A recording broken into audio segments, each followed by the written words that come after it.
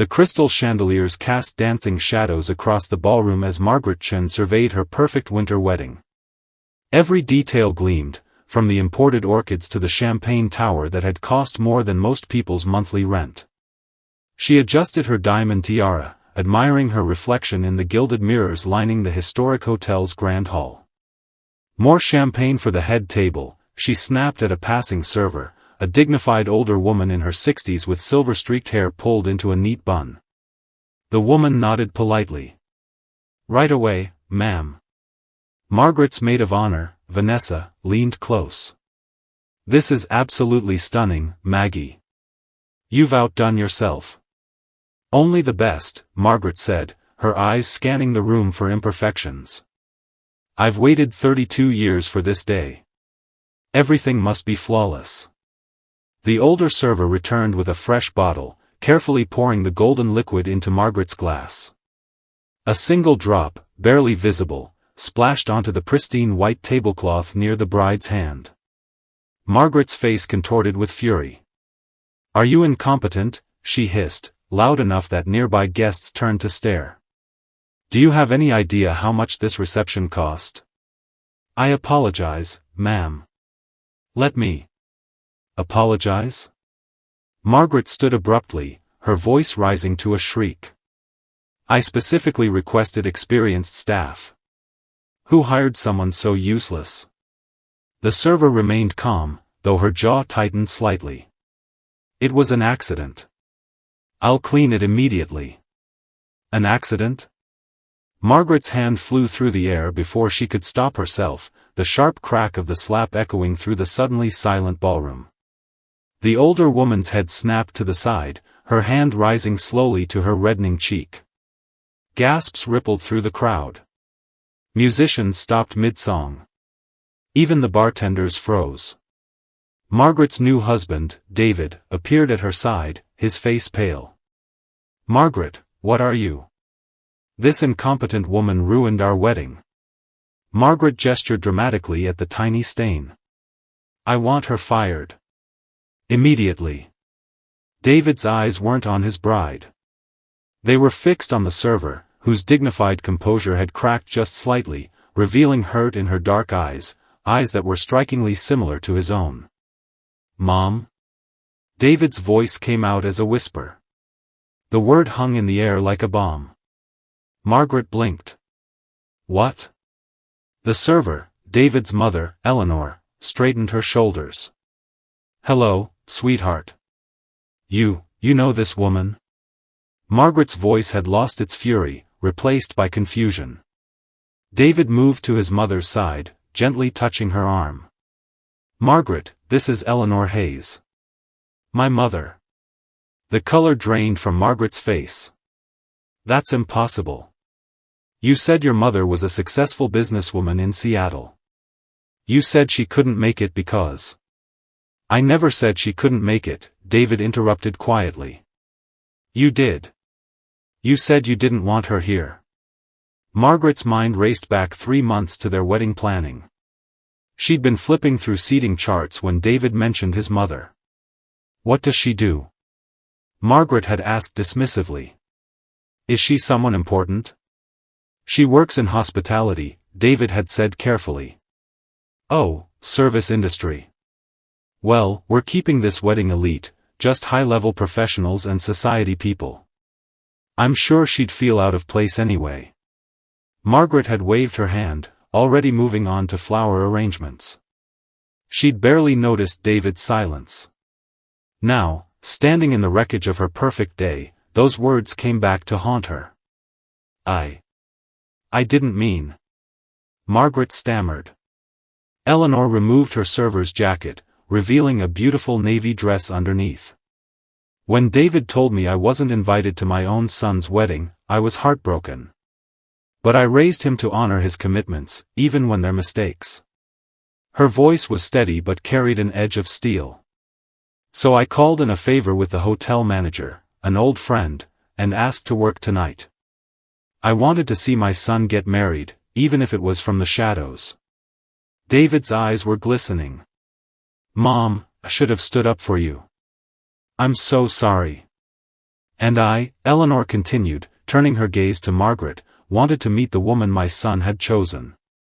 To give her a chance, even though everything he'd told me suggested she might not be the person I'd hoped for him. Margaret felt the weight of 300 pairs of eyes on her. Her father, a prominent attorney, looked mortified. Her mother had her face buried in her hands. Vanessa had backed away, as if contamination by association was possible. Mrs. Hayes, Margaret's voice cracked. I didn't know. Would it have mattered if I were just a server? Eleanor asked quietly. Would that have made it acceptable? The question landed like a physical blow. Margaret opened her mouth, but no words came. Because she knew the truth, she'd spent so long curating an image of perfection that she'd forgotten to cultivate basic human decency. David was already removing his boutonniere. I can't do this, Margaret. David, please. Margaret reached for him, but he stepped back. My mother worked 3 jobs to put me through college after my father died. She cleaned hotels, waited tables, and worked retail, all while attending business classes at night. She now owns a small hotel consultancy in Seattle. His voice was quiet but firm. She's the strongest, most honorable person I know. And you struck her. You humiliated her. It was a mistake. I'll apologize, You'll apologize because you got caught, David said sadly. Not because you understand what you did wrong. He turned to his mother. I'll drive you home, Mom. Eleanor touched her son's cheek gently. I drove myself, baby. You take the time you need. She glanced at Margaret one final time, not with anger, but with something worse, pity. I hope someday you learn that a person's worth isn't measured by their job title or social status. It's measured by how they treat people who can't do anything for them. As Eleanor walked through the silent ballroom, guests parted like the Red Sea. David followed, pausing only to hand his boutonniere to a stunned groomsman. Margaret stood alone at the altar of her perfect wedding, surrounded by imported flowers and crystal champagne flutes, realizing too late that she'd built a beautiful prison and locked herself inside. Vanessa approached cautiously. Maggie? What should we do? Margaret looked at the untouched wedding cake, the carefully arranged seating cards, the monogrammed napkins that had cost $12 each. She thought about the prenuptial agreement her father had insisted on, the 5-carat ring that felt suddenly heavy on her finger, the picture-perfect life she'd designed down to the last detail. I don't know, she whispered. But deep down, she did know.